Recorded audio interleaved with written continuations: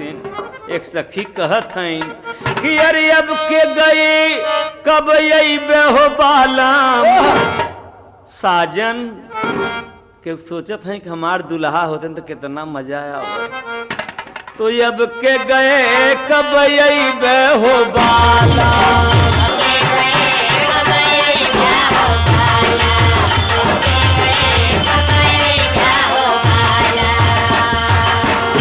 सखी कहत हैं एक दाई आयत दुल्हन पाए एक दाई आयत एक दाई आए तो दुल्हन पाए अरे फेर अइबे